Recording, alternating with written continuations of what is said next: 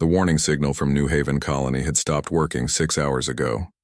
Captain Daniel Carter stood on the bridge of his ship, the UNS Vengeance. He looked at the screen showing the colony. His hands gripped the metal rail in front of him. The place that 40,000 people called home was now burning. Lieutenant Maya Rodriguez walked up to him. She held a tablet computer in her shaking hands. She had been watching the last video messages sent from the planet. Her face had turned white. "Sir, you need to watch this," she said quietly. The video showed alien ships coming down on the colony. The Zalthorn people had seemed careful and reasonable when humans first met them 3 years ago. Humans had tried to be friends with them. They offered to trade goods and share their cultures. The Galactic Council had praised both groups for being so peaceful. But what Daniel watched now destroyed everything humans thought they knew. The Zalthorn ships did not attack military buildings. They did not ask anyone to give up. They simply started shooting at homes, schools, and hospitals. The plasma weapons hit civilian areas in a planned way. They wanted to kill as many people as possible, not win a war. Commander Kevin Phillips made the video zoom in on one part. A group of children were leaving an elementary school when Zalthorn ground soldiers arrived. What happened next made Daniel feel sick and angry. "They are not taking prisoners," Kevin said in a flat voice. "They are killing everyone, men, women, children, all of them." The last message came from Governor Patricia Lawrence. She had locked herself in the government building with a few people who were still alive. Her message was desperate but clear. "To anyone hearing this, the Zalthorn have killed us all. They showed no mercy. They gave no warning. If humanity survives this, remember New Haven. Remember what they did to us. And make them pay." The message ended with the sound of plasma weapons breaking through the doors. Daniel stood quiet for a long time. Behind him, the bridge crew waited for his orders. They had all seen the video. They all knew what this meant for humanity. "Communications," Daniel said. His voice was cold and controlled. "Send an urgent message to Earth. Tell them New Haven has fallen. Tell them the Zalthorn have started a war by their actions. And tell Admiral Catherine Brooks to start Protocol Omega." Lieutenant Sophie Turner at the communications desk stopped.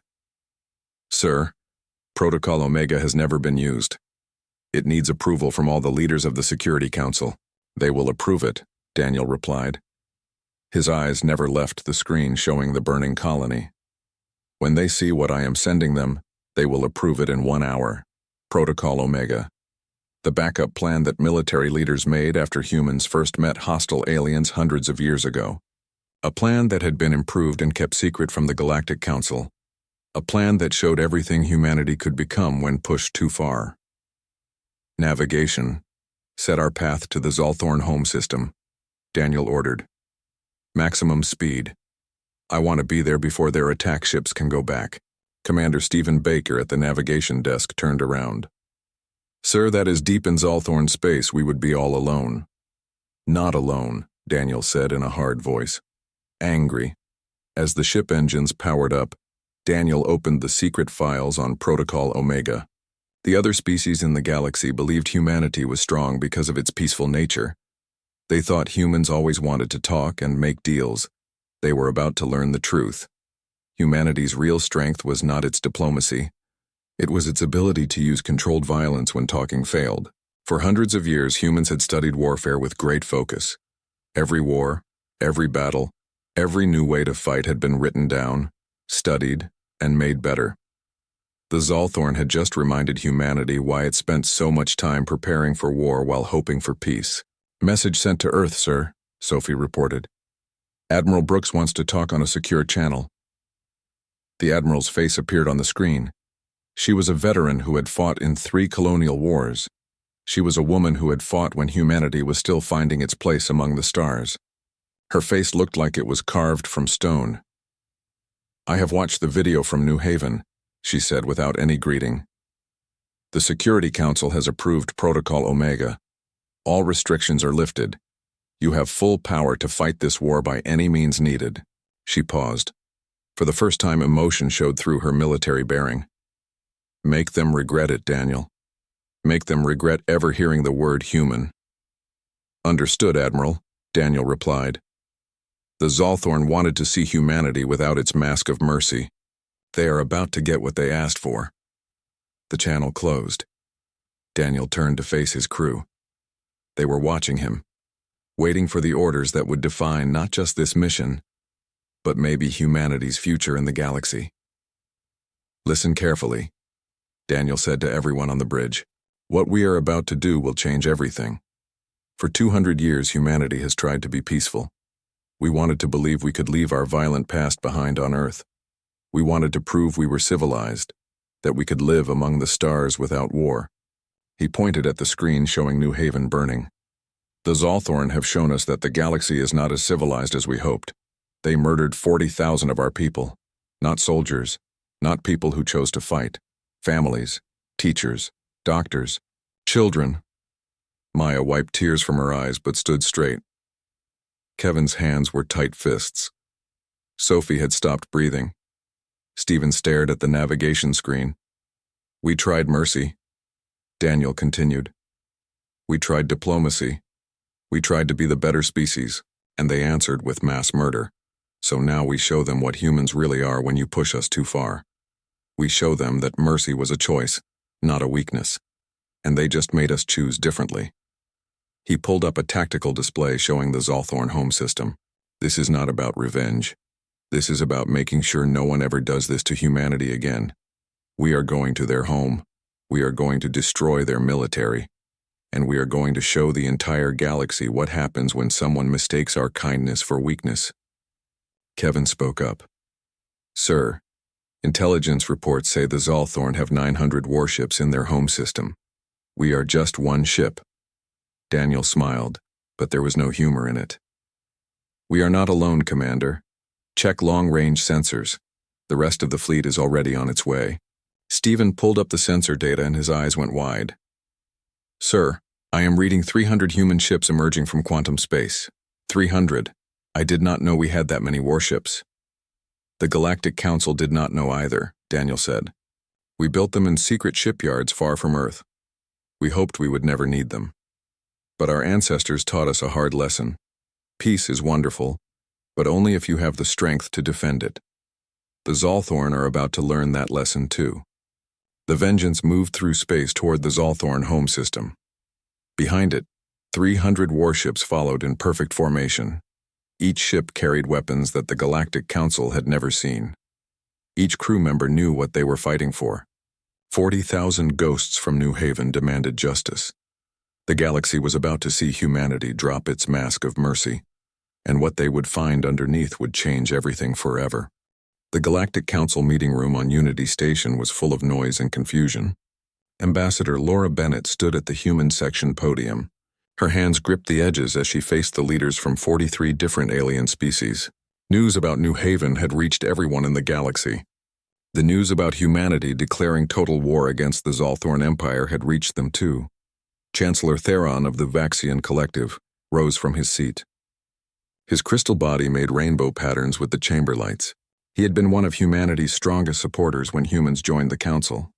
Now his voice carried disappointment and fear. Ambassador Bennett, the Council feels very sorry for what happened at New Haven. What the Zolthorn did was terrible. It broke every law and treaty that governs civilized space. However, your government's response worries us just as much. Totalva? Using your entire military? This is not a fair response. This looks like you are preparing for genocide. Laura's face did not change. She had expected this. The Council always wanted careful responses and diplomatic solutions. They did not understand that some actions demanded immediate and overwhelming force. Chancellor, with respect, 40,000 of my people were murdered. Not soldiers, not colonists who knew the risks. Families, children. The Zolthorn did not bomb military targets. They did not try to win strategically. They committed mass murder to create terror. And you want us to respond with proportional force? Counselor Zara of the Mindrel Consciousness spoke next. Her species used telepathy and valued peace above everything else. We understand your pain, Ambassador. But war will only create more suffering. The Council can help negotiate. We can force the Zolthorn to answer for their crimes. There are proper procedures. Procedures, Laura repeated. Her voice was sharp. How long would these procedures take? Months, years, And what guarantee do we have that the Zolthorn would not attack another human colony while we negotiate? How many more of my people need to die before the Council decides that action is needed? General Nathan Price stepped forward. He was the human military representative. He was a scarred veteran who had fought in the resource wars before humanity reached the stars.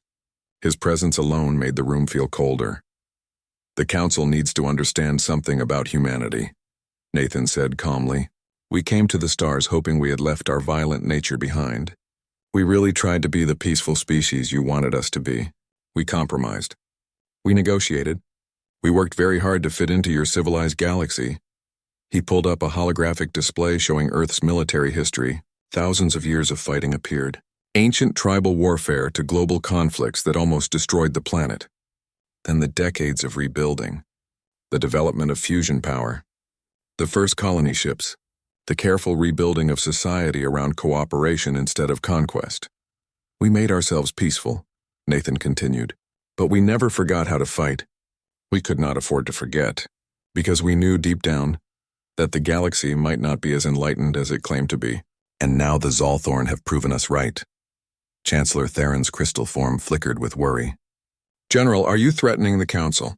Because if humanity believes it can wage war without consequences, you are badly mistaken. There are species in this galaxy far older and more powerful than yours. Not a threat, Chancellor. A warning. Nathan's voice stayed calm. You all keep talking about old species, powerful civilizations, advanced technology. But has it occurred to you why none of these ancient, powerful species have fought a total war? Not in the last 10,000 years of recorded galactic history? Silence fell over the chamber. The counselors looked at each other, not sure where this was going. It is because you all forgot how. Nathan said quietly. Your species became civilized so long ago that you lost the knowledge of real warfare. You fight border disputes. You conduct police actions. You wage economic wars. But you do not know how to fight a war of complete destruction anymore. You have forgotten what it means to commit every resource, every citizen, every weapon to totally destroying an enemy. He pointed to the display. It now showed human weapons development, kinetic weapons that could crack planets, biological agents tailored to specific genes, quantum mines that could make entire star systems unlivable, antimatter warheads that made fusion bombs look weak. Humanity has not forgotten, Nathan said. We have been improving these techniques for our entire history, and when we joined the Galactic Council, we did not stop developing new weapons. We just kept them classified, hidden, waiting for the day we might need them. Today is that day, Ambassador Victor Chen spoke up. He was younger and had always supported peaceful integration. His voice was heavy with sadness. The Council needs to understand that we did not want this. We came to the stars with hope. We really believed we could be better than our history.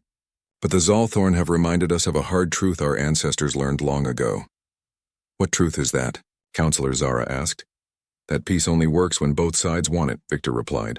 The Zolthorn do not want peace. They want conquest, and if we do not stop them now completely and decisively, they will see mercy as weakness. They will attack again, and again, until either they are destroyed or humanity is. Chancellor Theron was about to respond when an urgent message interrupted the session. One of the Council's monitoring stations at the edge of Zolthorn space had detected something unprecedented. A human fleet was emerging from quantum space. Not the single warship they expected, but 300 vessels, dreadnoughts, carriers, destroyers, and ships the Council had never seen before. The fleet's combined firepower was more than anything humanity had ever shown the Council.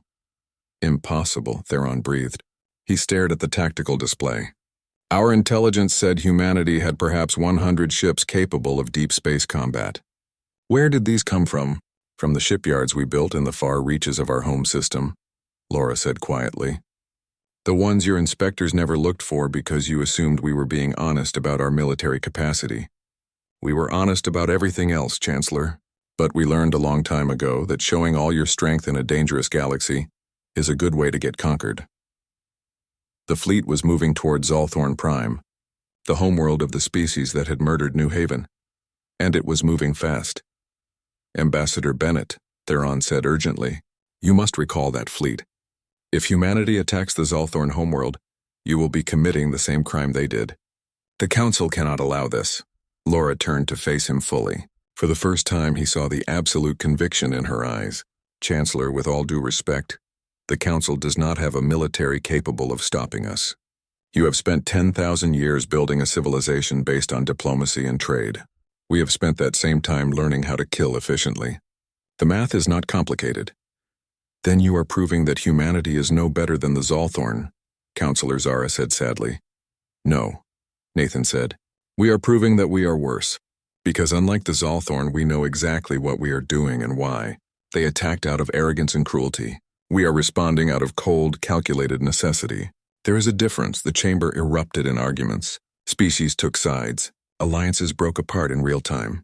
But through it all, the human delegation remained calm. They had made their decision. They had warned the Council. Now it was time to show the galaxy what humanity had been hiding beneath its diplomatic smile. Laura closed the communication channel to the human fleet. She had given them one message before the Council meeting. Show no mercy, but leave survivors to tell the story. The galaxy needed to understand what happened when someone pushed humanity past the point of civilization. The other species in the Council chamber watched the tactical displays with growing fear. They saw the human fleet moving with perfect precision. They saw ships with weapon systems they did not recognize. They saw a military force that had been hidden from them for decades, and they realized too late that they had been wrong about humanity. Humans were not a young species learning to navigate galactic politics. They were predators who had learned to wear the mask of civilization, and now that mask was coming off. Supreme Commander Vorth stood in the command center of Zolthorn Prime's orbital defense network. He watched the sensor displays with growing confusion. The human fleet had arrived at the edge of the system, but instead of attacking right away, they had stopped and placed something in space. What are those things? He asked his tactical officer. Unknown devices, Commander. They are forming a circle around the entire system. The quantum reading suggests some kind of space manipulation technology, but nothing in our database matches this. Vorth narrowed his secondary eyes. The humans had been shown as a minor species. They were barely a century into joining the galaxy. They had shown promise as diplomats and traders, but nothing suggested they had advanced military technology. The attack on New Haven had been approved by the Military Council as a test. They wanted to measure human resolve and response time. They had expected protests, maybe a small attack on a border outpost, not this. Not a fleet that was bigger than anything the Zolthorn Navy could field. Sir, we are receiving a message from the human fleet. Audio only. Let me hear it, Vorth ordered. A human voice filled the command center. It was calm and measured. The voice spoke perfect Zolthorn language. This is Admiral Catherine Brooks of the United Nations Space Command. Zolthorn Defense Forces, you are ordered to surrender now. This is your only warning. Vorth's mandibles clicked in amusement. Human Admiral, you have entered Zolthorn space with a military fleet. This is an act of war. We have 3 times as many ships as you. We have the most advanced defensive network in this sector. Leave now or be destroyed. There was a pause. Then the human spoke again. Commander, I need you to understand something. We know you have more ships. We know about your defensive platforms, your orbital weapons, your ground installations. We have been watching you for 3 years. We mapped every military asset in your system. We know exactly what you have. And we came anyway. That should tell you something about your chances. Your arrogance will destroy you, Vorth replied. You cannot possibly believe you can defeat the Zolthorn Empire with this force. We do not need to defeat your empire, the Admiral said quietly. We just need to eliminate your ability and will to fight. The devices we placed around your system are quantum inhibitors. In about 10 minutes, they will turn on. When they do, nothing will be able to enter or leave quantum space in this star system. No reinforcements, no retreat, no escape. Vorth felt cold fear run down his spine. The implications were huge. That is impossible. Quantum manipulation on that scale would require power beyond anything we can imagine. Beyond anything your civilization has achieved, the Admiral finished. Yes, we know.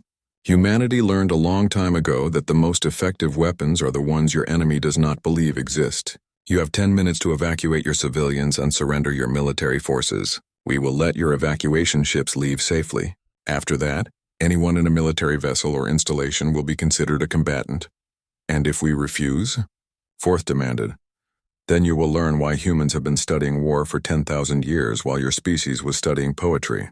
I am sending you a data package now. It contains video from New Haven. I want you to watch what your forces did. I want you to see the children they murdered, the families they killed, the colony they burned. Then I want you to imagine what a species capable of that level of cruelty will face when they meet a species that has refined cruelty into an art form." The message ended. Vorth stood frozen, staring at the tactical display. Around him, his officers were panicking. They ran simulations. They tried to find a way out of the trap the humans had built. His second-in-command, Commander Thark, came over carefully. "Sir, the data package. Should we watch it?" "Show it," Vorth ordered. His voice was hollow. The video played on the main screen. Vorth had approved the New Haven operation, but he had never watched what actually happened. Military council meetings dealt with strategies and goals, not the messy reality of ground combat. Now he watched as Zolthorn troops killed human civilians in a planned way. He saw children shot down as they tried to run. He saw medical buildings destroyed while still full of patients. He saw his soldiers laughing as they burned homes by the ancestors. Thark whispered, "I did not know it was like this. The report said it was a clean operation with minimal collateral damage." "The reports lied," Vorth said quietly. "Or perhaps I simply did not want to know the truth. We committed genocide, Thark, and now we are going to pay for it." "Sir, the quantum inhibitors are turning on," the tactical officer reported. "The field is stable. No quantum jumps possible within the system. We are cut off."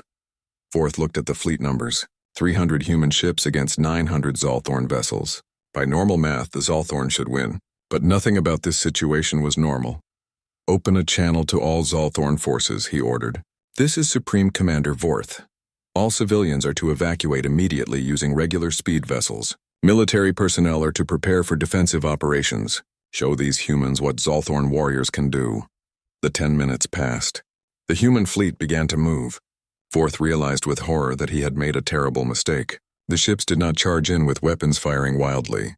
They moved with mathematical precision. Each vessel took up a position that created overlapping fields of fire with perfect coverage. Then they opened fire. The first attack destroyed half the Zolthorn fleet. Not damaged, destroyed. The human weapons were unlike anything in the Galactic Council's records. Kinetic weapons that went through shields with pure speed, energy beams that cut through armor like paper, missiles that moved with impossible agility. The Zolthorn returned fire. Their weapons did hit human ships. Vorth saw explosions and damaged vessels, but the humans did not stop. The fleet kept moving forward, kept firing, kept destroying everything in its path with cold efficiency. "They are targeting our command ships specifically," the tactical officer shouted over the alarms. "They know our fleet structure. They know exactly which vessels to hit to cause maximum disruption." Within 20 minutes, the Zolthorn fleet was running away. They fell back toward the orbital defense platforms, but the humans followed. Their targeting remained perfect. Every shot hit a vital system. Every missile found a weak point. Every move predicted the Zolthorn response. "Sir, the humans are broadcasting on all channels," the communications officer reported. Admiral Brooks's voice filled the command center again. "Zolthorn forces, this is your final chance to surrender. We have eliminated your offensive capability. Your defensive platforms are next. Surrender now, and we will allow your survivors to evacuate to your colony worlds. Continue fighting, and we will reduce every military installation in this system to debris." Vorth looked around the command center.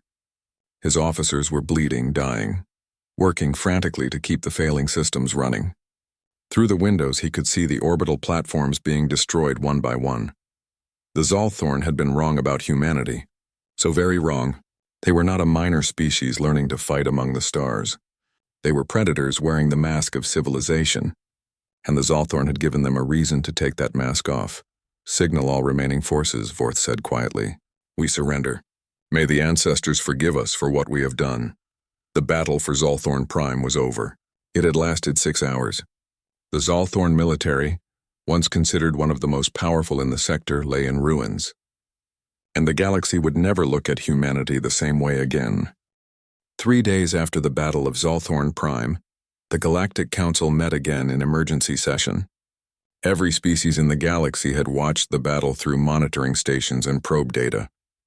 What they saw changed their understanding of human abilities and intentions forever.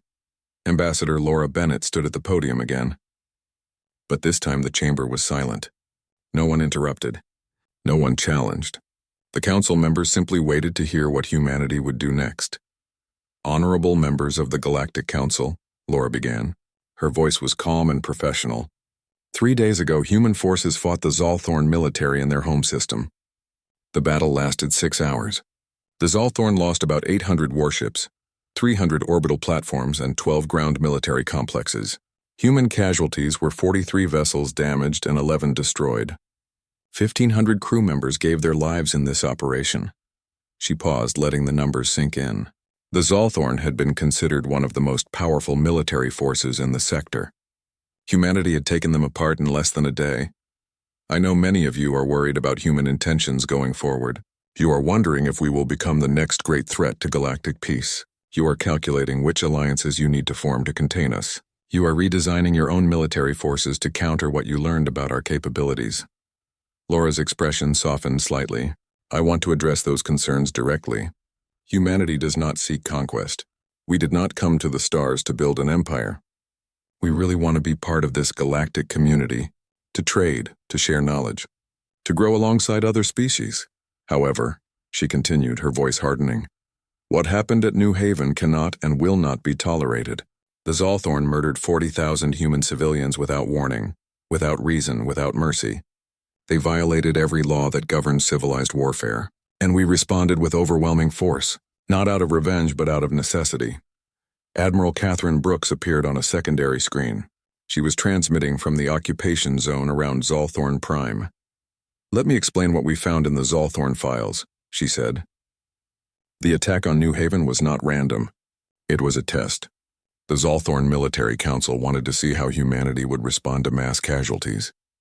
They were planning more attacks on human colonies. They would escalate until we either surrendered or were destroyed. The chamber filled with shocked voices. Catherine waited for silence before continuing.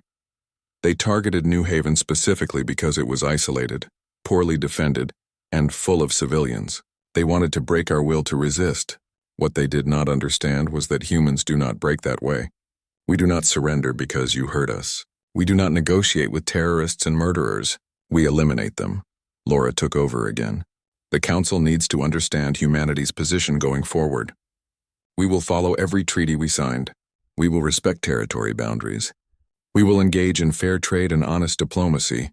But if any species attacks human civilians the way the Zalthorn did, they will face the full military might of humanity, and we will not stop until that species is unable to threaten us again. Chancellor Theron finally spoke. His crystal form was dim with concern.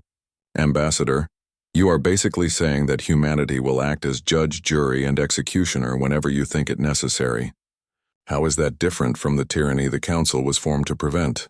Because we do not seek to control other species, Laura replied. We are not telling you how to govern your worlds or conduct your business. We are simply establishing a red line that cannot be crossed. Human civilians are off limits. Our colonies are off limits. If you attack us, we will respond with overwhelming force. But if you leave us alone, we will leave you alone. It is called deterrence, General Nathan Price added, a concept humanity has been improving for thousands of years. You maintain peace not by hoping everyone will behave, but by making the consequences of bad behavior so severe that no rational being would risk it. Counselor Zara sent her thoughts carefully.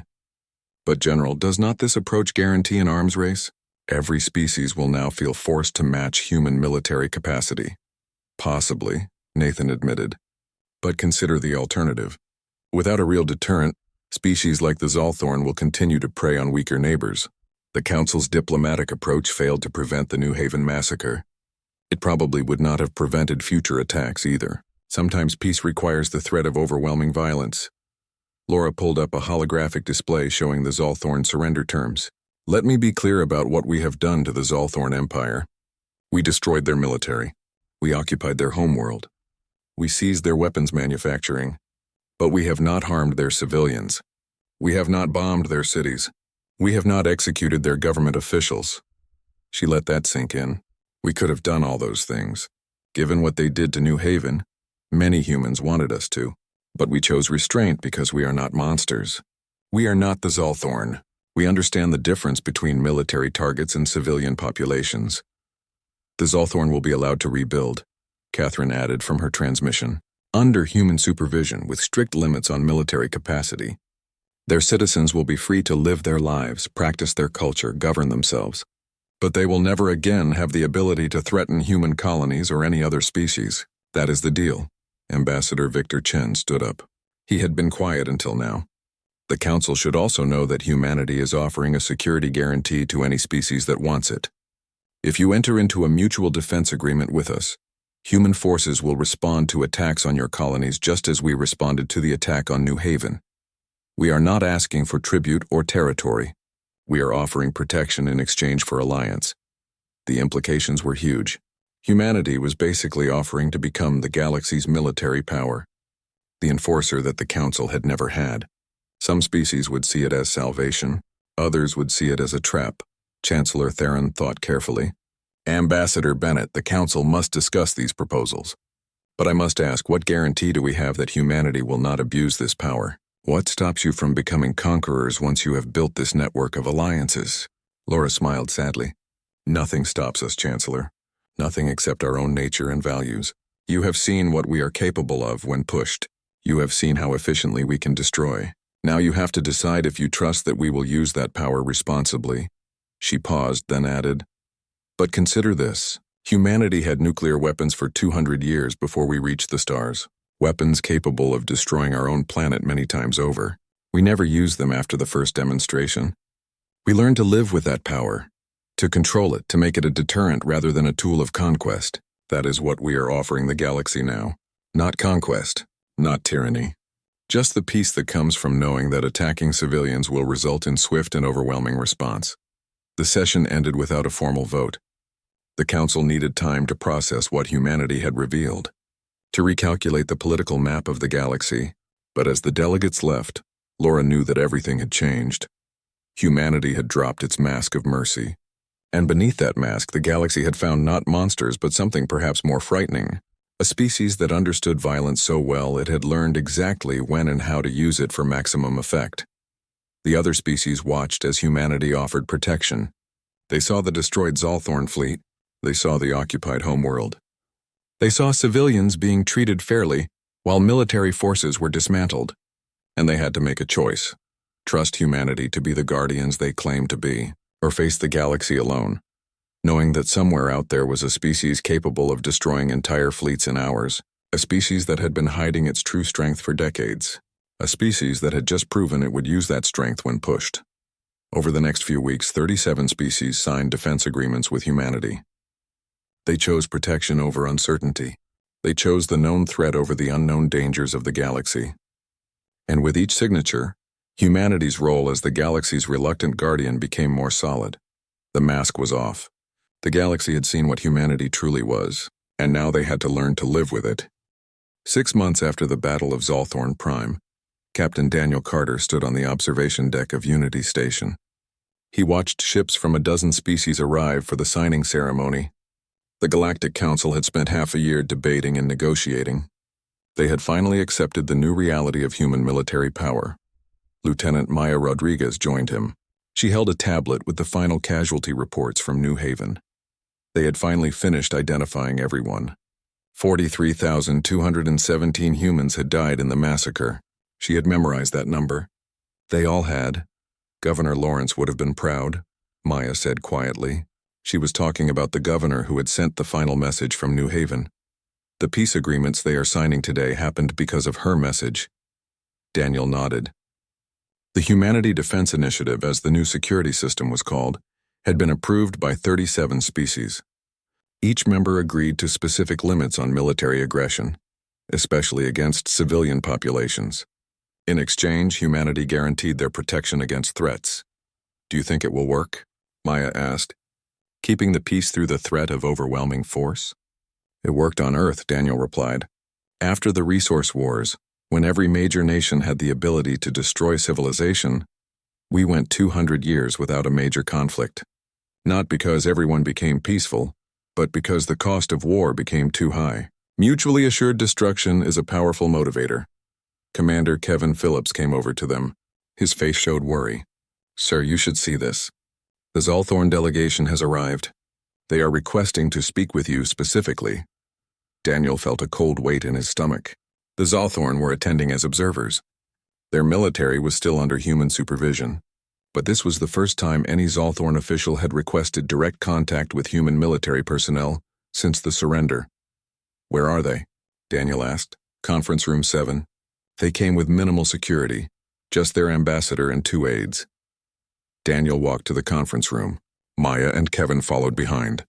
When the doors opened, he found himself facing Ambassador Krell. He had been appointed by the reformed Zalthorn government. The ambassador stood when Daniel entered. This was a gesture of respect that would have been impossible 6 months ago. "Captain Carter," Krell said in perfect English. This was another sign of how much things had changed. "Thank you for meeting with us," Ambassador Daniel replied. His voice was neutral. "What can I do for you?" Krell's mandibles clicked nervously. "I wanted to speak with you personally because you were the first human military officer to respond to New Haven. You saw what we did. You sent the video that led to our defeat. I need you to understand something." He pulled up a holographic display showing documents from the Zalthorn military files. "These are the orders that approved the New Haven attack. They came from our military council, a group of officers who believed the Zalthorn Empire needed to expand or die. They saw humanity as weak, as prey. They were wrong, very wrong, but that was their thinking." Daniel studied the documents. "I have seen these. Admiral Brooks showed them to the council during the occupation negotiations. What is your point?" "My point is that the civilian government never approved that attack," Krell said urgently. "We did not know it was happening until it was over. The military council acted on their own. They were convinced they were serving the Empire's interests. When your forces defeated us, when you occupied our homeworld, many of my people expected execution or slavery. Instead, you helped us remove the military council and reform our government. We are not monsters," Daniel said quietly. "We do not punish entire civilizations for the crimes of their leaders." "I know that now," Krell replied.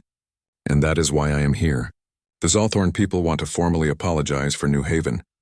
We want to make payments for damages. But more than that, we want to join the Humanity Defense Initiative. We want human protection not just from outside threats, but from our own worst impulses." Maya stepped forward before Daniel could respond. "Ambassador, you understand what you are asking? You are requesting that the species you tried to wipe out become your protectors. Why would we ever agree to that?" Krell met her look steadily. "Because it is the right thing to do. Because humanity has shown that you are capable of mercy, even after experiencing horror. Because if you can extend protection to us after what we did, it will prove to the entire galaxy that the Human Defense Initiative is about principles, not revenge." Daniel felt the weight of the decision. This was not his call to make alone, but his recommendation would carry significant influence. Admiral Brooks had specifically asked for his assessment of Zalthorn's sincerity. "The families of New Haven will never forgive what happened," Daniel said slowly. 43,000 people died. Children, parents, grandparents. They are gone forever. No apology can bring them back, I know, Krell said. His voice was heavy with real sorrow. "We know. But we can honor their memory by making sure nothing like New Haven ever happens again. To anyone, by any species." The conference room fell silent. Outside, ships continued arriving for the ceremony.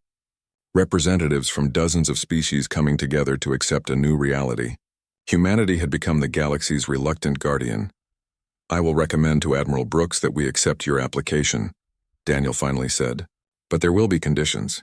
Strict limits on your military, human oversight of your defense forces, and most importantly, you will help us establish rules to prevent what your military council did from ever happening in any species." Krell's mandibles clicked with relief. "We accept. Any conditions. We just want to make this right."